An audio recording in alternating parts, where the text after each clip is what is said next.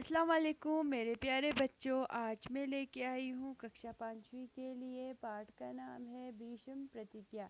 भीष्म प्रतिज्ञा। आज हम नया पाठ पढ़ रहे, तो मैं उम्मीद करती हूँ आप लोगों को अच्छे से समझ आएंगे और साथ साथ पढ़ने की कोशिश करेंगे। महाभारत के किसी भी क्षेत्र में भीष्म का स्थान अत्यंत महत्वपूर्ण है। गंगा पुत्र देवदर प्रतिपक्ष, त्याग और आजीवन ब्रह्मचारी का संकल्प लेने के कारण भीष्म कहलाए। महाराजा शांतनु बड़े प्रतापी राजा थे। वह धनुर्विद्या में पारंगत थे। उनका निशाना अचूक था। एक दिन वह शिकार की खोज में गंगा के तट की ओर जा पहुंचे। वहां गंगा तट पर एक अपुत्र सुंदरी के दर्शन हुए, जिसका रूप का आलोक दूर दूर तक फैला रहा था। महाराजा शांतनु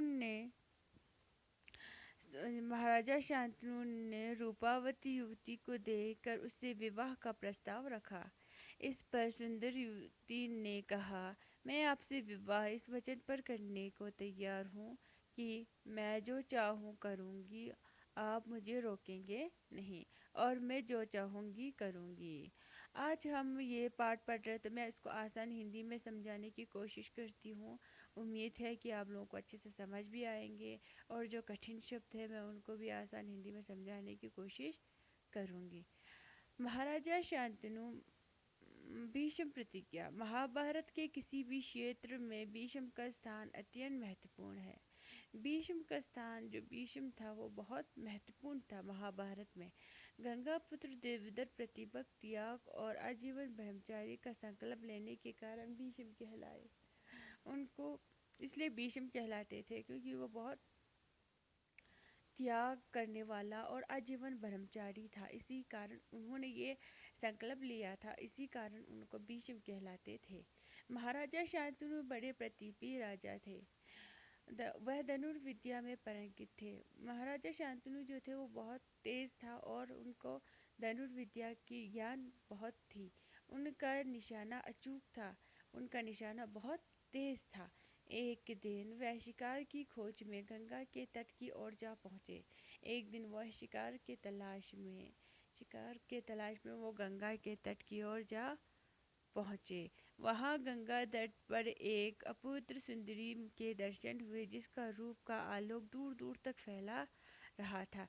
गंगा तट पर उनको एक सुंदर युवती से उनकी मुलाकात हुई। वो जो जो इतनी खूबसूरत थी कि उनकी जो खूबसूरती दूर दूर तक फैल रही थी।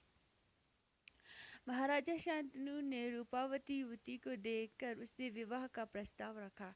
महाराजा शांतनु ने उसकी खूबसूरती को देखकर, उस युवती को देखकर उससे विवाह का प्रस्ताव रखा। इस पर उस युवती ने कहा जो गंगा तट पर थी, उसने कहा, मैं आपसे विवाह इस वचन पर करने को तैयार हूँ। मैं आपसे विवाह करने के लिए इस वचन पर तैयार हूँ कि आप मुझे वचन देंगे कि मैं जो चाहूँ करूँगी, मुझे जो मन करे मैं करूँगी, और मुझे कोई रोकेंगे नहीं, और मैं जो चाहूँगी करूँगी, और जो मेरे दिल में जो आए मैं वही करूँगी, मुझे आप कभी रोकेंगे नहीं। तो उम्मीद करती हूँ कि आप लोगों को अच्छे से समझ आया होगा। धन्यवाद। और जो कठिन शब्द है उनको भी मैंने आसान से हिंदी में समझाने की कोशिश की है, तो मैं उम्मीद करती हूँ कि आप सबको अच्छे से समझ आया होगा। धन्यवाद।